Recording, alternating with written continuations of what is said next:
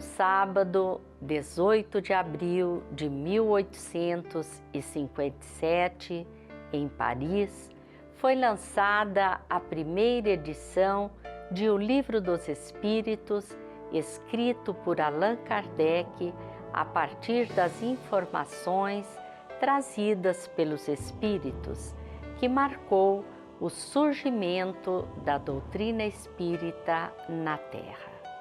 Neste ano, 2017, estamos comemorando 160 anos de Espiritismo na Terra, o Consolador prometido por Jesus. Desta forma, nada melhor que refletirmos sobre como a doutrina espírita pode nos fazer pessoas melhores, mudar nosso comportamento. Depois do Momento Espírita, vamos ver importantes considerações de Danilo Arruda da Luz. Nunca antes na humanidade houve tantas pessoas fazendo bem e amando o próximo como em nossos dias. À primeira vista, a frase parece fora de contexto e mesmo alienada das coisas que vemos. Temos a impressão de que todos estão fazendo o mal, que poucos são honestos, que ninguém respeita o próximo. Vemos as notícias na televisão, lemos manchetes nos jornais, escutamos conversas no trabalho e na condução. Tudo parece convergir e se dirigir para a maldade, para o prejuízo alheio, para gerar dificuldades. Porém, o que ocorre é que escutamos meias verdades, ou às vezes um pedaço bem pequeno de verdade, e apenas com isso concluímos ser o todo.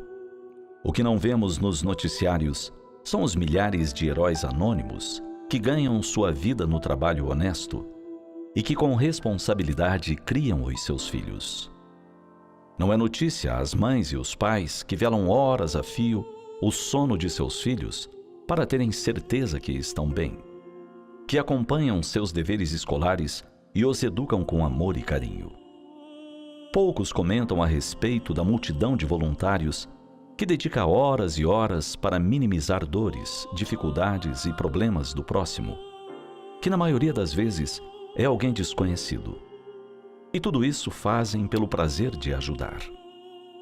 Esquecemos que se há muitos que transgridem as leis, nunca tivemos tanta proteção legal para as crianças, os idosos, as mulheres e tantas outras minorias na sociedade. Se ainda existem políticos que não honram seus cargos e missões públicas, há muitos funcionários públicos que trabalham além do que seus contratos prevêem, pelo ideal de melhorar a vida da população. São inúmeros os pesquisadores e cientistas que dedicam suas vidas para solucionar problemas, encurtar distâncias, salvar vidas, oferecer conforto e bem-estar a todos. Debruçam-se nos laboratórios, utilizando-se de sua inteligência e ciência, no ideal de conseguir algo que beneficie a humanidade.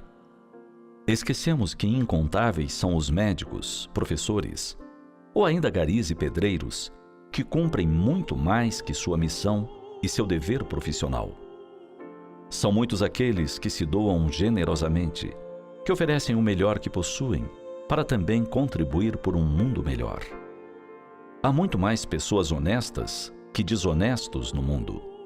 Há muito mais bondade que maldade no coração da maioria de nós. Há muito mais pessoas fazendo o bem do que prejudicando.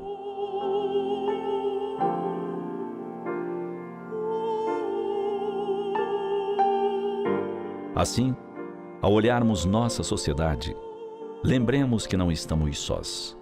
Nem somos minoria, aqueles que fazemos o bem, que somos honestos e idealistas. Apenas somos, aparentemente, transparentes uns para os outros. Não nos vemos, porém, estamos todos agindo para que os dias, um após o outro, tornem-se melhores e mais felizes. Dessa forma, não devemos jamais desistir do nosso ideal. Ao nos imaginarmos sozinhos, basta que olhemos para o lado e logo perceberemos que somos uma grande maioria Uma multidão mesmo, aqueles que semeamos o bem, a justiça e a paz nas estradas da vida.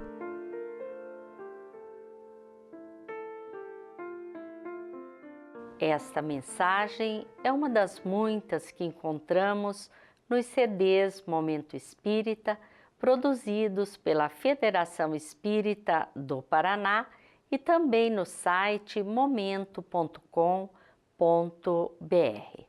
Danilo Arruda da Luz, membro do Conselho Federativo Estadual do Paraná, palestrante espírita, está conosco para nos falar sobre como o Espiritismo pode nos fazer melhores.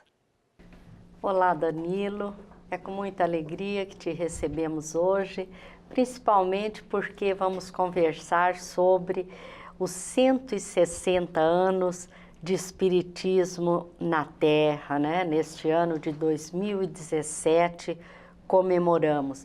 Eu gostaria que você nos falasse qual o objetivo primeiro do Espiritismo. Primeiramente, a minha gratidão de poder estar novamente no programa é sempre motivo de muita alegria. Podemos falar a respeito de Espiritismo e nesses 160 anos de Espiritismo, aos poucos compreendemos um pouco mais dessa doutrina maravilhosa que para nós representa o Evangelho redivivo, né? O Cristo falando conosco uma vez mais, né? E agora uma forma mais esclarecedora possível para a gente entender melhor ainda, né? O principal objetivo da doutrina espírita podemos entender que é o de transformarmos-nos em homens melhores, em pessoas melhores, em homens de bem, né? Pois que o que a gente mais deseja, espera, é viver numa sociedade justa, bondosa, honesta, e precisamos compreender que este é um processo que se dá não no todo, mas é algo que vai se construindo pedacinho a pedacinho, ou seja, cada um de nós nos transformando, geraremos uma sociedade melhor, como a que nós esperamos, né? Então, o principal objetivo da doutrina espírita, do Espiritismo, como de todas as religiões, deve ser essa de transformar o homem, fazê-lo uma pessoa melhor. E como nós podemos entender que o Espiritismo poderá transformar a humanidade pelos conhecimentos que ensina? Primeiramente, o Espiritismo vem nos auxiliar a entendermos quem somos, aonde vivemos, no contexto em que vivemos, na sociedade. Ou seja, vem nos falar os porquês da vida. Por que existo, qual é o objetivo da minha encarnação, o que acontece depois que eu morro, o corpo físico morre, né? Mas principalmente oferecer condições para que eu me entenda, que eu consiga compreender que eu faço parte de todo esse processo, que eu faço parte da criação divina, quem eu sou, como eu sou, principalmente.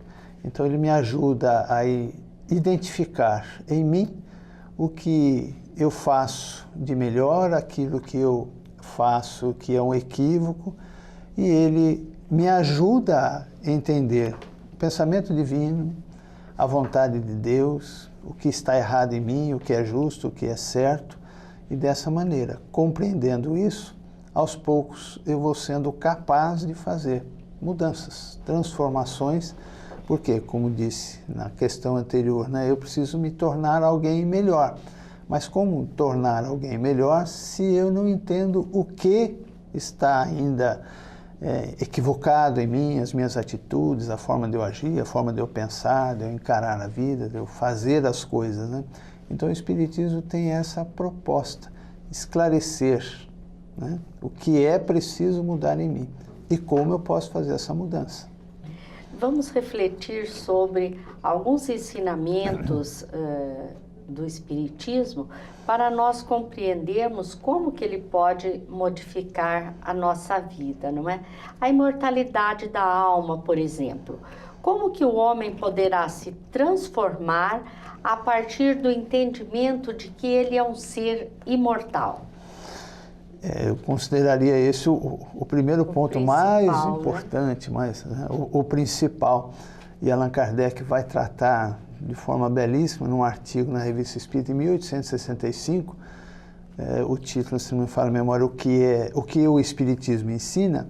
Ele vai dizer desses pontos, mas vai começar pela imortalidade da alma. Quando nós nos compreendemos imortais, quando nos compreendemos, em essência, um espírito que transcende a matéria, o corpo físico, nós passamos a perceber o que é mais importante, o que eu tenho que dar mais valor na minha vida. E vamos refletir, será que é a este corpo físico, e o que diz respeito ao corpo físico, que perecerá em algumas décadas? Talvez raríssimos de nós iremos ultrapassar aí um século, mas vai perecer também. Ninguém vai ser, como diz a história, Matusalém, vai ficar aqui como semente. Não. Então, nós iremos ultrapassar esse estágio na vida física. O corpo perece e eu continuo. A imortalidade é justamente essa compreensão de que, em tese, em essência, eu sou essa inteligência, aquela que está conversando contigo, que tem os seus pensamentos, os seus sentimentos, que faz as suas reflexões, mas que não está, né? Não é este corpo físico que eu tenho que está fazendo isso. É o espírito, é essa inteligência. E que ela não perece como o corpo físico. Morreu o corpo físico, pereceu, ela continua numa outra dimensão. A doutrina espírita nos ajuda a compreender que existe também um corpo espiritual que a acompanha, além deste corpo físico. E é com este corpo espiritual que ela retorna à dimensão espiritual. E aí ela continua a manter a sua individualidade. Então ela se reconhece existindo, operosa, trabalhando, aprendendo a partir deste corpo espiritual na dimensão espiritual. Mas ela se reconhece uma individualidade. Aqui eu sou Danilo hoje, você é Ivone, ligada a esse corpo físico, e ao retornar ao mundo espiritual eu ainda me reconheço novamente como uma individualidade. Quando isso acontece, entendemos essa imortalidade, ou seja, tivemos a criação, Deus nos criou, mas nos criou para vivermos a partir dali eternamente. Reencarnaremos quantas vezes ainda forem necessários no nosso processo, o atingimento do objetivo maior do Espírito, que é o seu progresso, a conquista da sua perfeição, reencarnando em mundos físicos enquanto forem necessários para os nossos aprendizados, depois não mais precisando nos mundos físicos, mas continuando sempre evoluindo, progredindo e auxiliando Deus como co-criadores de Deus neste processo de evolução do universo, que o universo evolui em constante criação, ampliação, evolução. Quando isso acontece, e o Espiritismo nos ajudou a entender muito bem isso, nós percebemos que a ideia do materialismo, aos poucos, vai sendo retirada do seio da sociedade, né? As pessoas que se entendem imortais, que existe algo além da vida física, que existe continuidade para ele como alma, como espírito, passa a compreender que a ideia que só existe matéria, acabou tudo, não é verdadeira. E passa então também a tomar certos cuidados que o Espiritismo vai auxiliá-lo a entender quais são as necessidades, né? Embora o corpo físico seja apenas um instrumento do espírito para a sua evolução, é de fundamental importância que ele seja respeitado, que ele seja preservado, não é, Danilo? Com certeza. Até foi bom você ter feito o comentário, para que não pare a ideia de que só é importante o espírito. O corpo físico é um instrumento para que o espírito possa realizar o objetivo da sua reencarnação. É um instrumento pelo qual ele se manifesta, que ele aprende, que ele entende, repara os seus equívocos, faz as suas conquistas nesse processo evolutivo. Então, realmente, o corpo físico precisa ser visto também de importância capital. tomar muito bem cuidado dele. É mais ou menos o trabalhador que tem as ferramentas para realizar o seu trabalho. Se ele não cuida das ferramentas, se estragam, ele não pode fazer o trabalho. Não pode fazer o trabalho, não se dá a evolução. Mas, Danilo, o fato de reconhecer-se um ser imortal, entender quem é, de onde vem, para onde irá após a morte do corpo físico, saber qual é o verdadeiro objetivo da vida no corpo físico, poderá ajudar, auxiliar o espírito em termos de sentir-se consolado diante das aflições que, porventura, o espírito venha a vivenciar? Com certeza. E aí nós identificamos outro, a meu ver, assim diria, o segundo em importância, depois de reconhecer esse imortal, reconhecer uma lei natural, divina, que Deus a criou juntamente com a nós, né, conosco, que é a lei da reencarnação. Ou seja, o espírito tem um objetivo, criado lá como ainda princípio espiritual, depois no processo evolutivo, alcançando a condição de espírito, e como estamos hoje nesse processo de progresso, de evolução, mas existe um objetivo para tudo isso, que é chegar nessa perfeição relativa ao espírito. E Deus cria uma lei, que chamamos lei de reencarnação, que permite ao espírito, no momento necessário, fazer essa vivência no mundo físico, no corpo físico, necessário nesse processo evolutivo dele. Então, a partir dessa lei de reencarnação, nós passamos a compreender muitas das situações em que nos encontramos na nossa vida física, nessa reencarnação, e entendendo, principalmente pela lei da reencarnação, que muitas das situações têm relação com o passado, com outras vivências, com outras reencarnações, começa a ficar para nós mais claro a ideia da justiça divina, onde se encontra a justiça divina. Existe um capítulo no Evangelho, o capítulo 5 das aflições, das causas das aflições, e que vai ser muito claro para nós compreendermos muitas das dificuldades que vivenciamos, das aflições pelas quais passamos, tem respeito a situações vivenciadas em outras encarnações. E que pela lei divina nos foi facultado agora uma nova oportunidade para aprendermos, para corrigirmos o passado. Então isso explica para nós porque alguns de nós nos encontramos em uma condição nesta vida, alguns de nós porque apresentamos dificuldades, problemas de ordem física, dificuldades de relacionamento dentro de uma família, dentro de um ambiente, dificuldades para entendermos tudo que está ao nosso redor.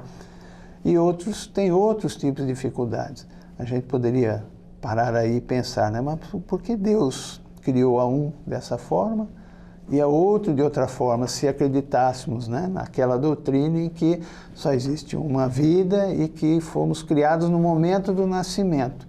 Por que as diferenças de Deus? Por que faria isso?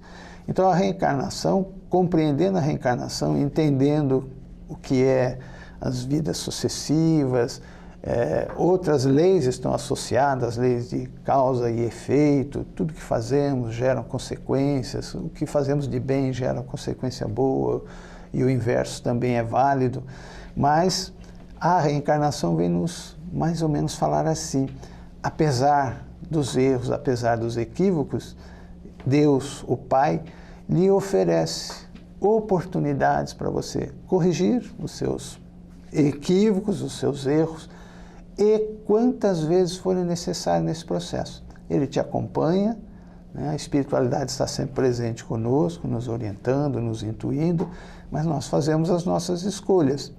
Se eu as fazer e novamente errar, outras oportunidades nos serão dadas. Não fica muito mais justo, mais coerente esse raciocínio? E nós falamos em consolação, né? Quando eu me observo em equívoco, em erro, se eu acreditasse naquela teoria de que eternamente eu estaria pagando pelos meus erros, não teria mais condições de corrigi-los e, consequentemente, sair daquela condição de aflição, onde estaria a justiça de Deus? Nós, como pais que somos, avós agora, batalhamos, né, para oferecer aos nossos filhos todas as condições para que ele possa se corrigir. Oportunidades, né? Oportunidades, a gente vê em aflição, oferece ajuda. Não devemos, é óbvio, tirar dele a responsabilidade do compromisso, mas a gente oferece oportunidades para que ele se corrija, né? Deus não faria a mesma coisa conosco. Então, quando a gente entende isso, a gente começa a se sentir mais consolado, esperançoso, apesar das dificuldades que eu enfrento nessa encarnação. Em outras encarnações, conforme eu agir nesta, eu poderia estar sanando tudo isso. Eu vou poder daí vivenciar outras situações menos aflitivas, mais prazerosas, né?